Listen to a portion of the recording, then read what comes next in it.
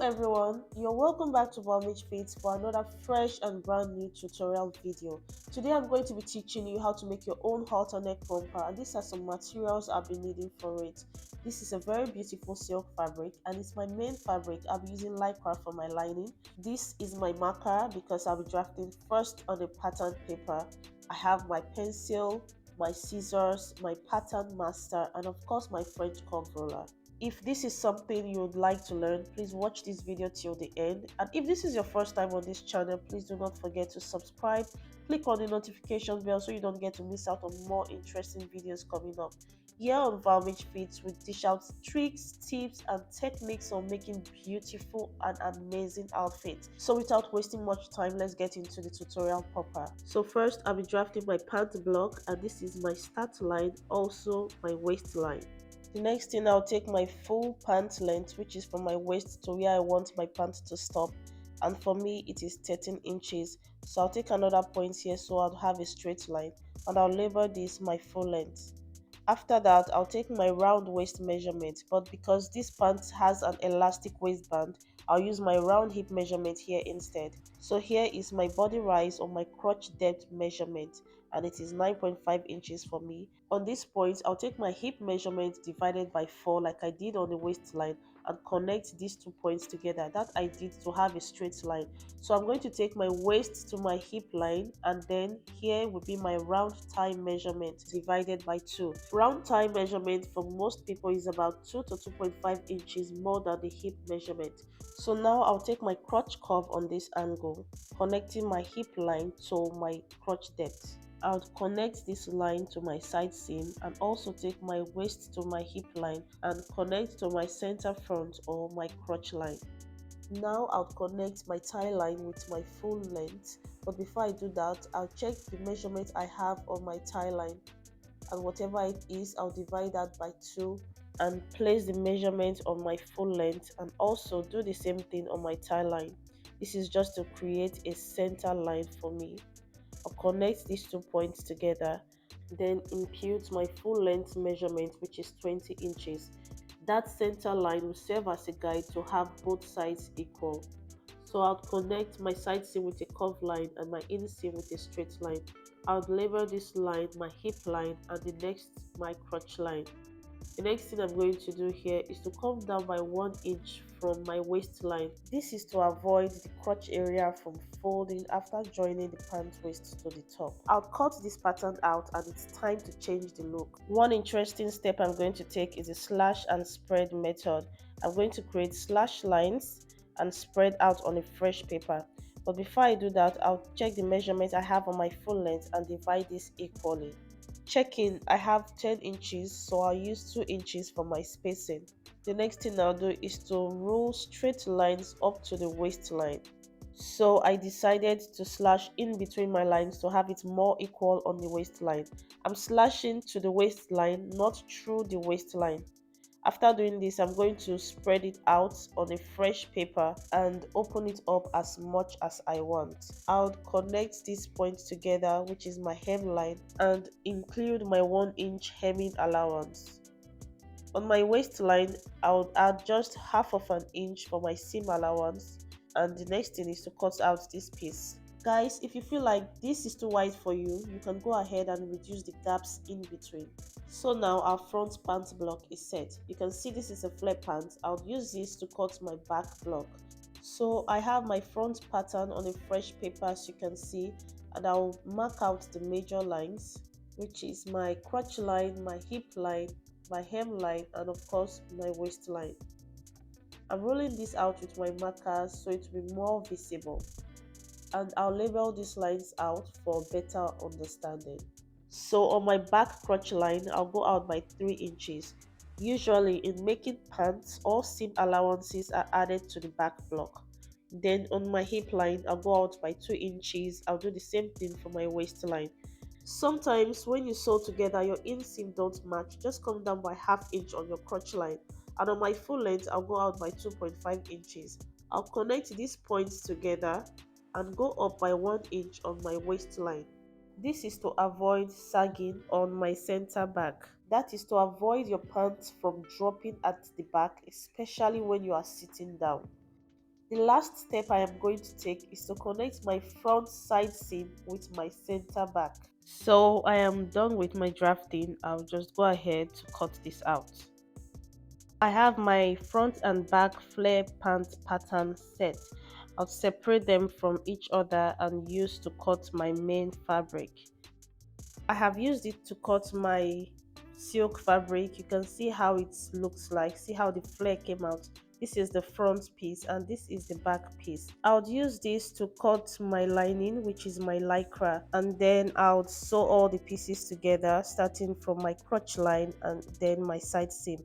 So let's move on to the most interesting part of this outfit, which is the top.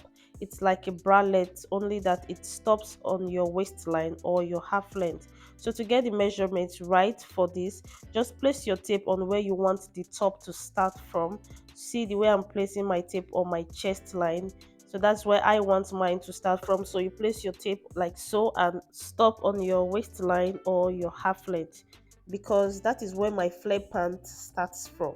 If this was a bralette, I would have stopped under my bust, but measuring, I have 12 inches.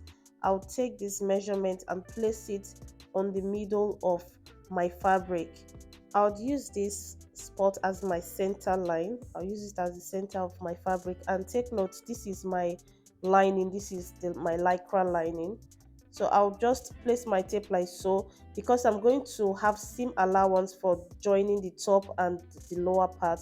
I'll put down 13 inches, half inch for the top and half inch for the lower part. So I'll just mark the center point so I don't make any mistake, because my measurements are all going to start from there. I'll go to the end of this and mark 13 inches, and this is how I'm going to mark it all round from my center point. So I'll just mark it all round and rule the line out to have a better view. So guys, you can see this is like half of a cycle, and this line is where I'm going to cut through, but I'm going to fold it together for you to see how it's going to look like. Now it's like a triangle, and this is what I'll be needing to make the top. After marking it this way, I'm going to slash the other part of this top to divide it in two. So this is my main fabric. I did the same thing with it. I have cut it into half of a cycle and also into a triangle form. These are my lycra linings. So guys, just watch closely what I'm going to do. I'm going to be folding this end like so, and then it will automatically form a cup for my bust. This is just to show you an example of what to expect later on. So let's get right into sewing. But before then, I'm going to cut out the straps for the ruffle designs for the center, front and the side of this top.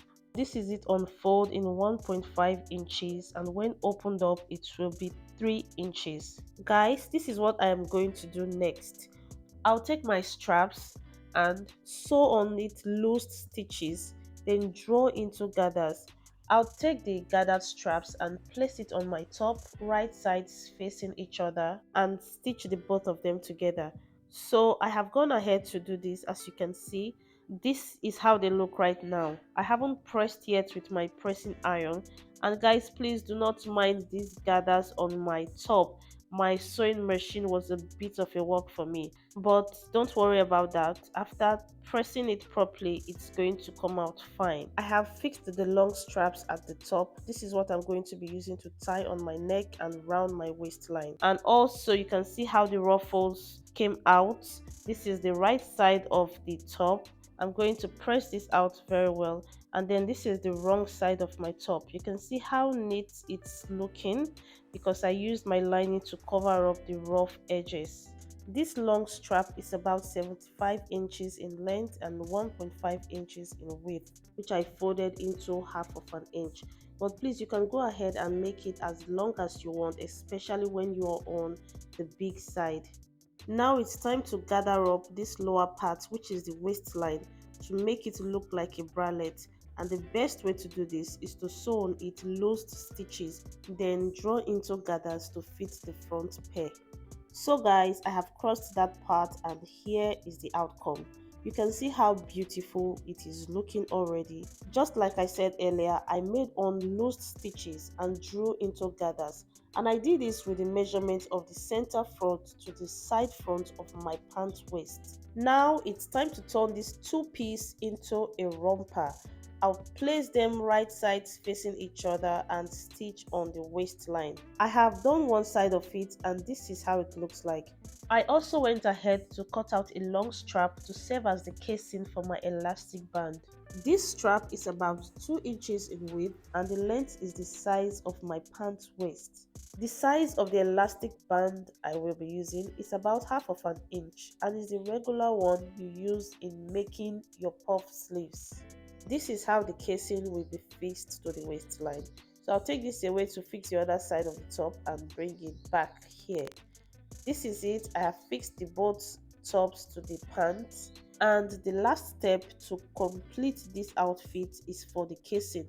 So this is what I'm going to do. I'll take this band, which will be my casing, place it on the pant waist just like this, then sew together with half of an inch.